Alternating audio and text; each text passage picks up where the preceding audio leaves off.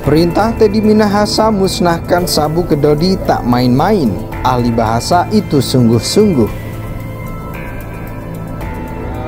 Apabila ada seorang Kapolres setelah tertangkap melakukan transaksi narkotika, kemudian membuang semua kesalahannya kepada Kapolda atau atasannya dengan berbagai klaim.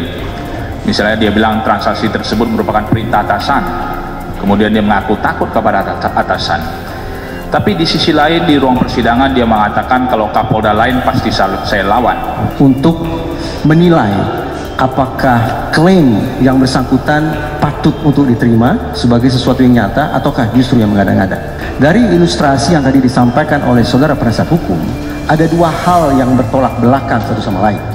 Ada instruksi atau ada perintah dan ketidaksanggupan yang bersangkutan untuk menolak perintah tersebut. Namun ketika tadi saudara penasihat hukum menyebut bahwa orang yang sama mengatakan bahwa dia sanggup berhadapan dengan Kapolda lain, justru ini menjadi ambigu, karena seolah-olah dia punya kemampuan, dia punya kesanggupan untuk menentang perintah dari orang yang pangkatnya, jabatannya lebih tinggi dari dirinya sendiri. Bahwa paling tidak ketika berhadapan dengan Kapolda yang lain, yang bersangkutan tidak akan mendapatkan resiko yang buruk atau sanggup menghadapi resiko yang buruk ketika dia menentang perintah Kapolda tersebut. Kalau itu, bagaimana menurut penilaian Bapak sebagai ahli? Dari awal sampai dengan akhir, itu apakah perintah atau narasi? Misalnya sebagian dijadikan terawat dengan ciri-ciri formalnya sudah merupakan perintah. Tarik kembali, ambil kembali, itu semua bentuk kalimat perintah. Saya tidak menemukan dari fakta kebahasan yang disampaikan kepada saya bentuk yang ambigu dari sebuah kalimat perintah.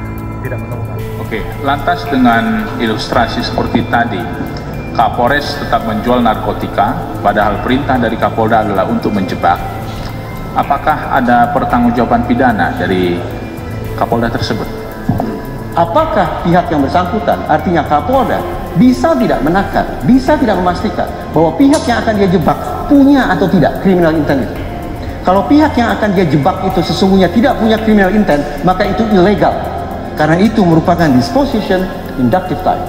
Tapi kalau Kapolda atau siapapun aparat penegak hukum itu bisa memastikan, bisa menakar bahwa pihak yang akan dia jebak sesungguhnya punya criminal intent, punya catatan-catatan buruk, catatan-catatan melanggar hukum, catatan-catatan terkait dengan kejahatan tertentu, maka mengacu pada praktek di sekian banyak negara majelis itu legal. Bahkan terdakwa Teddy Minahasa menyatakan dia tahu kok perilaku anggota kepolisian yang melakukan penyimpangan dalam tugasnya pengungkapan kepolisian. Jadi ini sudah lengkap ya, operasi petik, menyisihkan barang bukti ya, kemudian menjual ya, kemudian bertransaksi dengan pihak pengedar untuk melepaskan tangkapan, kemudian Perintah Irjen Teddy Minahasa yang meminta bawahannya yakni AKBP Dodi Prawinegara untuk memusnahkan sabu yang sebagiannya sudah terjual kepada Linda Pujastuti tak main-main.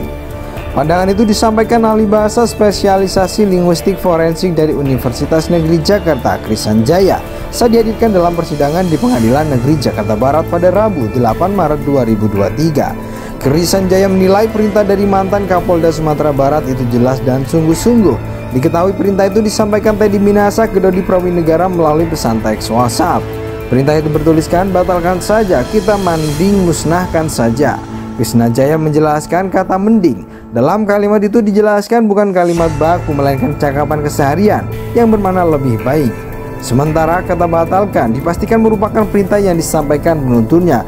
Bahkan Kris Sanjaya menegaskan bahwa kata tersebut disampaikan secara sungguh-sungguh. Pada perintah batalkan tidak ada main-mainnya, itu perintah yang sungguh-sungguh, ujarnya.